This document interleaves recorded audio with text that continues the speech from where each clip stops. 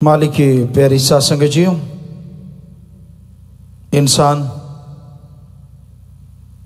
जब मुर्शिद कामिल सदगुरु मौला को अपना बना लेता है तो सच्चा मुरीद, सच्चा शिष्य कभी भी किसी के भी बहकावे में नहीं आता। वो राम नाम की भक्ति इबादत के द्वारा हमेशा रूहानियत में तरक्की करता चला जाता है और उसके घर परिवार में खुशियों की बहार छाने लगती है। जब तक इंसान उस परमपिता परमात्मा की खुशियां दृढ़ यकीन के साथ हासिल करता रहता है, और तो क्या काल की भी मजाल नहीं होती कि उसका बाड़ बांका कर सके। इंसान को अपने अंतःकरण की मैल साफ करनी चाहिए, डरामेबाजी नहीं। जो लोग ड्रामेबाजी करते हैं, दिखावा कुछ, निशाना कहीं और, ध्यान कहीं और, बात कुछ और, सोच कोई और, ऐसे इंसान जीवन में किसी भी क्षेत्र में कभी भी सफलता हासिल नहीं कर सकते। क्योंकि दुनिया में भी यकीन चाहिए, यकीन के साथ ही सारा कारोबार होता है। कोई बिजनेस है, कोई व्यापार है, उसमें दृढ़ यकीन उस बिजनेस व्यापार का आधार है। ये क्वालिटी तो वही क्वालिटी हमेशा मिलती रही तो इंसान को उस व्यापारी पे, उस दुकानदार पे यकीन आ जाता है। अगर धोखाधड़ी कर दी तो एक आदमी सैकड़ों को और बता देता है कि फलां दुकान पे मत जाइए, वहां तो धोखाधड़ी है। उसी तरह इंसान है। जो इंसान अल्लाह वाहिगुरु मालिक का नाम जपते हैं, दुनिया की निगाह में भक्त बन जाते हैं, पर अंदर से अगर वही विषधर की तरह कि जब तक सांप चंदन से लिपटा है विष त्याग देता है, और जैसे ही चंदन को त्यागता है फिर से विष शुरू कर देता है डसना, विष भरना लोगों के अंदर।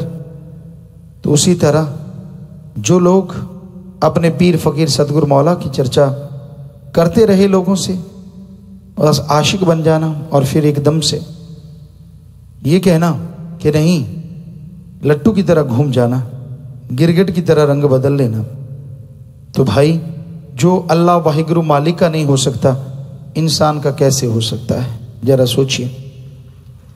किसी भी इंसान का वो इंसान वफादार नहीं हो सकता जो अल्लाह वाहिगुरु राम का नहीं हो सकता।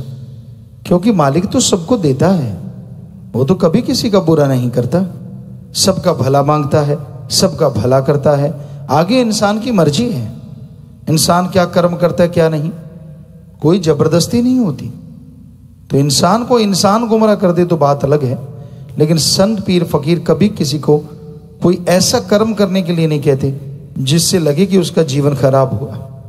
वो अपनी मर्जी या कोई यार दोस्त मित्र किसी के भी बहकावे में इंसान आता है तो उसका खुद जिम्मेवार होता है। इसलिए भाई मन और मनमते लोगों से बचो, सुमरन करो, मालिक से मालिक को मांगो, मालिक से सबका भला मांगो और भला करो।